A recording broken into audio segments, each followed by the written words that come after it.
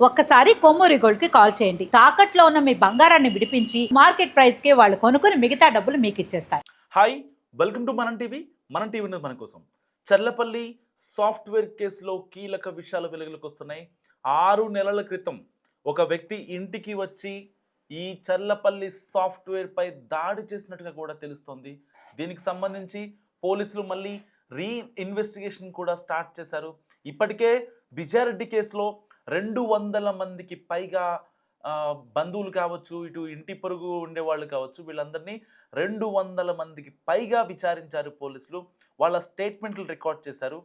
And తాజాగా వాళ్ళ అమ్మ పుష్పారెడ్డి ఎవరైతే ఉన్నారో ఆవిడని దాదాపుగా 4 సార్లు విచారించిన పోలీసులకి దిమ్మ తిరిగే వార్తలు బయటకు వస్తున్నాయి.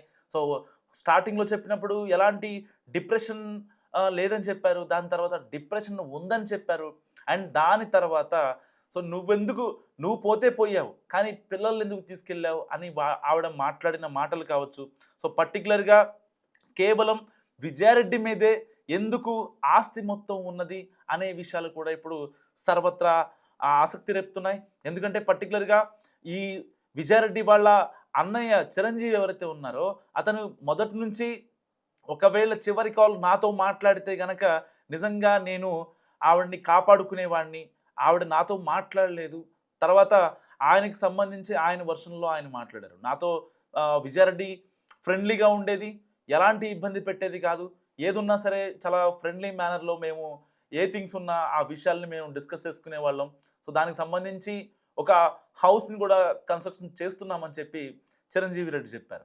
ఇలాంటి సందర్భంలో ఒకవేళ నిజంగానే డిప్రెషన్ ఆవిడకి ఒకవేళ ఉంటే పిల్లలతోనో, లేకపోతే తనకి నచ్చిన వాళ్ళ అమ్మతోనో, లేకపోతే వాళ్ళ అన్నయ్యతోనో, దుబాయ్లో ఉన్న భర్తతోనో కాసేపు మాట్లాడేది, లేకపోతే ఆఫీస్ స్ట్రెస్ అయితే. ఎందుకంటే ఆవిడ ఒక టీమ్ లీడర్. సో తన కింద 14 మంది ఎంప్లాయీస్ ఉంటారు. సో వాళ్ళకు వచ్చే ప్రాబ్లమ్స్ కావచ్చు, వాళ్ళకు వచ్చే ఎర్రర్స్ కావచ్చు, వాటిని రెక్టిఫై చేయడం కోసం ఆవిడ అనుక్షణం కాల్స్లో ఉండాల్సిన పరిస్థితి. ఇలాంటి నేపథ్యంలో మరి ఆ డిప్రెషన్, ఆవిడకున్న స్ట్రెస్, యాంగ్జైటీ అది డిప్రెషన్గా కన్వర్ట్ అవ్వడానికి అసలు రీజన్ ఎవరు? సో ఏదైతే రీసెంట్గానే వాళ్ళు ఒక కన్స్ట్రక్షన్ స్టార్ట్ చేశారు, దానికి సంబంధించి ఎవరైతే చిరంజీవి రెడ్డితో పాటు ఒక బిల్డర్తో గొడవైంది. వాళ్ళిద్దరూ ఒక లీజు డాక్యుమెంట్ రాసుకొని దానికి సంబంధించి ఆ అపార్ట్మెంట్ని కన్స్ట్రక్షన్ చేయడానికి పూనుకున్నారు. సో ఇటు పిల్లలు, అటు అమ్మ, ఇటు ఆఫీస్, దానివల్ల విజయారెడ్డికి ఆ కన్స్ట్రక్షన్ వైపు వెళ్ళడం ఆవిడకి కుదరలేదు, టైం లేకపోవడం వల్ల వెళ్ళలేదు. సో ఇక్కడ ఈ కన్స్ట్రక్షన్ హౌస్ గురించి మాట్లాడుకుంటే అసలు ఈ కన్స్ట్రక్షన్ హౌస్కి ఆవిడ బలవన్మరణానికి ఒక డాట్ మనం లింక్ చేసుకుంటే ఎవరైనా ఒక అంటే అద్దె ఇళ్లలో ఉండేవాళ్ళు ఎవరైనా సొంత ఇంట్లోకి మూవ్ అవ్వాలని కోరుకుంటారు, ఒక ఇల్లు కొనుక్కోవాలనుకుంటారు. ఒక చిరకాల వాంఛ నిజంగా హైదరాబాద్లో ఎవరైనా సొంత ఇల్లు కట్టుకోవాలి, సొంత ఇల్లు కొనుక్కోవాలి అనేది ఎవరికైనా కూడా ప్రతి మధ్యతరగతి వాడికి ఒక చిరకాల వాంఛగా ఉంటుంది. సో ఎలాంటి ఫినాన్షియల్ ఇబ్బందులు లేవు కాబట్టి ఒక ఇల్లు కట్టుకోవాలని అనుకుంది. మరి అలాంటి ఇల్లు కట్టుకోవాలనుకుంటే కనీసం ఒక 1 ఇయర్ నుంచి ప్లానింగ్ ఉంటుంది. ఎంత డబ్బుల్లో కట్టుకోవాలి, లేకపోతే ఎన్ని ఫ్లోర్స్ ఉండాలి, ఇంటీరియర్ ఎలాగ ఉండాలి, ఇలాంటివి సంబంధించిన డిజైన్స్ పర్టికులర్గా సాఫ్ట్వేర్ వాళ్ళకి వాళ్ళ యొక్క అనుభూతులు, వాళ్ళ యొక్క అభిరుచుల ప్రకారం వాళ్ళకి కావాల్సినట్టుగా ఇల్లుని నిర్మించుకుంటారు. సో ఇలాంటి పరిస్థితుల్లో విజయారెడ్డి కూడా అలాగే నిర్మించుకుంటుంది. కానీ సరిగ్గా అతనితో గొడవ వల్ల అతని ఆ ఇష్యూ ఇంటికి రావడం, అండ్ విజయారెడ్డి వాళ్ళ అమ్మ పుష్పారెడ్డి మాట్లాడటం, వాళ్ళందరినీ సర్ది చెప్పేసి వాళ్ళని పంపించేసే ప్రయత్నం చేయడం. ఏదైతే బిల్డర్ ఉన్నాడో చిరంజీవితో పాటుగా, సో అతన్ని పంపించడానికి దాదాపుగా ఆ లీజ్ ఏదైతే అది క్యాన్సిల్ అయిందో దానికి సంబంధించి 5 లక్షల రూపాయలు అతనికి ఇచ్చి పంపించేయడం, ఇవన్నీ మనం ఇప్పుడు దాకా చూసాం. సో అక్కడి ఏదైతే కన్స్ట్రక్షన్ హౌస్ దగ్గర సంబంధించిన పని వాళ్ళు కావచ్చు, లేకపోతే విజయారెడ్డి ఇంటి పక్కన వాళ్ళు కావచ్చు, ఇంటి చుట్టుపక్కల వాళ్ళు కావచ్చు మాట్లాడుతున్నమాట. కానీ ఏదో ఒక బలమైన కారణం లేకుండా ఆవిడ ఎలా చనిపోద్ది అనేది చాలామంది మాట్లాడుతున్న పరిస్థితి. సో ఇప్పటికే 200 మందిని విచారించారు, మళ్ళీ రీఇన్వెస్టిగేషన్ ప్లాన్ చేస్తున్నారు, రీకన్స్ట్రక్షన్ కూడా ప్లాన్ చేస్తున్నారు. ఆవిడ వాట్సాప్ కావచ్చు, ఆవిడ ఇన్స్టాగ్రామ్ చాట్స్ కావచ్చు, ఆవిడ నార్మల్ వాయిస్ రికార్డింగ్స్ కావచ్చు, ఇవన్నీ కూడా రిపీట్ ఇవన్నీ కూడా తెప్పించే ప్రయత్నాల్లో ఇటు రైల్వే పోలీసులు ఉన్నారు. సో ఇలాంటి నేపథ్యంలో ఒక 6 నెలల నుంచి ఒక వ్యక్తితో ఆవిడ మాట్లాడుతున్నారని, దానికి సంబంధించి ఆవిడ ఇంటికొచ్చి ఏదైతే అతను ఎవరైతే ఉన్నారో ఆ వ్యక్తి అతను ఇంటికొచ్చి విజయారెడ్డితో గొడవ కూడా పడినట్టుగా తెలుస్తోంది. సో దీనికి సంబంధించి అతనే ఈ డిప్రెషన్‌కి కారణమా అన్న యాంగిల్స్‌లో కూడా ఇప్పుడు పోలీసులు ఎంక్వైరీ స్టార్ట్ చేశారు. దీనికి సంబంధించి మళ్ళీ ఎవరైతే ఇంటి చుట్టుపక్కల వీళ్ళు ఉంటారో వాళ్ళతో మాట్లాడే ప్రయత్నాలు కూడా చేస్తున్నారు. ఒక రకంగా ఆలోచించండి. ఇన్ని రోజులుగా కేసు ఇన్వెస్టిగేషన్ స్టార్ట్ అయ్యి ఇవాల్టికి 11 రోజులవుతుంది. కనీసం అసలు విజయారెడ్డి ఎందుకు చనిపోయిందనే దానిపై ఇంకా అసలు మనకి ఒక రీజన్ అనేది తెలియలేదు ఇప్పటిదాకా. పోలీసులు ఒక ప్రెస్ నోట్ రిలీజ్ చేయలేదు.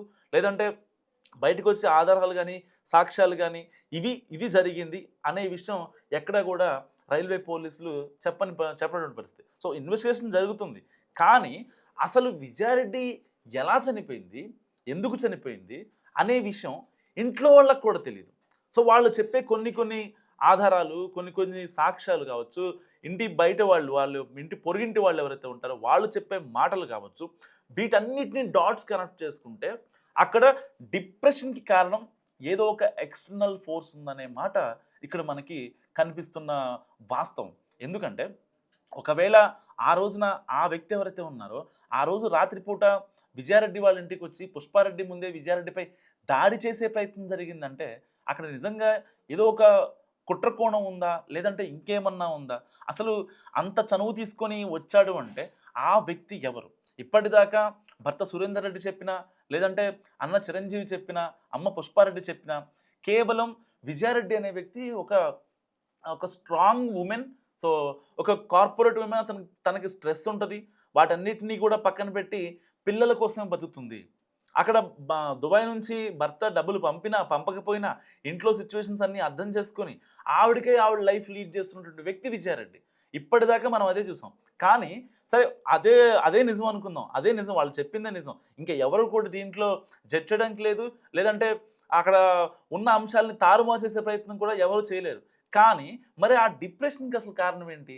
ఒకవేళ డిప్రెషన్ వచ్చిందే అనుకుందాం. మహా అయితే 2 మంత్స్, 3 మంత్స్, లేకపోతే పిల్లలున్నారు. వాళ్ళతో మాట్లాడినా, వాళ్ళతో టైం స్పెండ్ చేసినా తన డిప్రెషన్ మొత్తం పోతది. కానీ మరి ఆ డిప్రెషన్ లాంగ్ రన్ మెయింటైన్ అవ్వడానికి కారణం ఎవరు? ఎందుకు ఆ రోజున ఇంటికొచ్చిన ఆ వ్యక్తి ఎవరైతే ఉన్నారో అతనితో ఎందుకు గొడవ జరిగింది? దాదాపుగా అతను 2, 3 సార్లు రావటం, నిజంగా ఆ వచ్చిన వ్యక్తి మరి ఆవిడ మీద దాడి చేసే ప్రయత్నం ఎందుకు జరిగింది? నిజంగా వాళ్ళిద్దరి మధ్య ఉన్న సంబంధం ఏదో అది ఫ్రెండ్లీ రిలేషన్ అయినా, ఇంకేదైనా నిజంగా పుష్పారెడ్డికి ఇంకా చిరంజీవికి తెలీదా? సో మరి సరే భర్త సురేందర్ రెడ్డి అంటే అక్కడ ఉంటున్నాడు అనుకోవచ్చు. మరి వీళ్ళకి ఎందుకు తెలియకపోవడానికి రీజన్ ఏంటి? దాదాపుగా ఆవిడ ఏం చెప్పినా సరే ట్రాన్స్‌పరెంట్‌గానే ఉన్నారు. విజయారెడ్డి వీళ్ళు చెప్తున్న దాని ప్రకారం అమ్మ చెప్పినా, అన్న చెప్పినా, ఇంటి పక్కనోళ్ళు చెప్పినా, వాళ్ళ బంధువులు చెప్పినా, ఏది చెప్పినా సరే విజయారెడ్డి చాలా ట్రాన్స్‌పరెంట్‌గా ఉండే వ్యక్తి. ఎలాంటి అంటే థింగ్స్‌ని గాని హైడ్ చేయదు. సో ప్రతీదీ కూడా వాళ్ళ అమ్మకి చెప్పుకుంటారు. కానీ చనిపోవడానికి ఎప్పుడైతే వెళ్తున్నారో అప్పుడు మాత్రమే మేము ఫంక్షన్‌కెళ్తున్నామని కన్వే చేసింది. సో అప్పటికే ఫైనల్‌గా ఆవిడ ఇక లేదు, నాకు భూమి మీద నూకలు లేవు. నేను ఎట్లైనా సరే చనిపోవాలి. సో డిప్రెషన్ అనేది నాకు చాలా గట్టిగా ఉంది అని అనుకున్నారు కాబట్టే కదా ఎవరికీ చెప్పకుండా వెళ్ళిపోయారు. కానీ మరి ఆ డిప్రెషన్‌కి కారణం ఎవరు? ఇన్ని రోజులు బట్టి మనం మీడియాలో కొన్ని వార్తలు చూస్తున్నాం. ఇంకా అనలిస్టులు మాట్లాడుతున్నారు. చాలామంది చెప్పుకొస్తున్నారు కేవలం డిప్రెషన్. ఓకే, డిప్రెషనే అనుకుందాం. ఆ డిప్రెషన్ అనుకుందాం. పోలీసులు ఇంకేం ప్రాథమికంగా చెప్తున్నటువంటిది ఆవిడ చనిపోయింది. సమ్ అలోన్‌గా ఉంటుంది, ఒంటరిగా ఉంటుంది కాబట్టి డిప్రెషన్ అని అనుకుంటున్నారు. కానీ ఆ డిప్రెషన్ అనేది ఇంత లాంగ్ మెయింటైన్ అవ్వడానికి కారణం ఏంటి? గతంలో 6 నెలల క్రింద రాత్రిపూట ఇంట్లో గొడవ జరిగినప్పుడు ఆళ్ళందరికీ ఇంటి పక్కనోళ్ళు, ఆళ్ళ బంధువులకి తెలిసింది. ఇంత తెలిసిన తర్వాత కూడా విజయారెడ్డి వాళ్ళ అమ్మ దగ్గర, వాళ్ళ అన్న దగ్గర, వాళ్ళ భర్త దగ్గర ఎందుకు హైడ్ చేసింది అన్నదే ఇక్కడ లాజిక్ పాయింట్ అని చెప్పుకోవచ్చు. ఇప్పటిదాకా ఆవిడకి ఏదో ఎవరో బాబా ఫోన్ చేశారు, లేకపోతే ఎవరో బాబా మాట్లాడారు. ఇక్కడ నీకు ఒక మంచి లైఫ్ లేదు కాబట్టి నీకు స్వర్గంలో నెక్స్ట్ లెవెల్ లైఫ్ ఉంటది. నీకోసం అదంతా ఏర్పాటు చేశారని చెప్పి మాట్లాడిన మాటలు కావచ్చు. ఆవిడ పూజలు చేయించింది. లేకపోతే ఆవిడ పిల్లల కోసం మంచిగా ఉండటం కోసం ఇలాంటి వార్తలు మనం బయట వింటూ ఉన్నాం. ఎందుకంటే ఎవరైనా వివాహితలు వాళ్ళకి సంబంధించిన ఫ్యామిలీ గానీ, వాళ్ళ భర్త గానీ తాగొచ్చి కొట్టడమో, పిల్లలు బాగుండాలనో ఇలాంటి వాటి కోసం కొంతమంది బాబాలు నమ్మే ప్రయత్నం చేస్తారు. ఇప్పటికీ ఉంది మన తెలుగు రాష్ట్రాల్లో ఈ పోకడ ఉంది. సో ఇలాంటి నేపథ్యంలో వాళ్ళు వాళ్ళ మంచి కోసం చేస్తారు. ఇక్కడ కూడా ఆవిడ వాళ్ళ ఫ్యామిలీ మంచి కోసం చేసి ఉంటుందని ఆవిడ ప్రొఫైల్ చూస్తే మనకు అర్థమవుతుంది. ఎందుకంటే భర్త ఎక్కడో దూరంగా ఉన్నా సరే కేవలం పిల్లల కోసమే బతికింది, పిల్లల లైఫ్ అనుకుంది.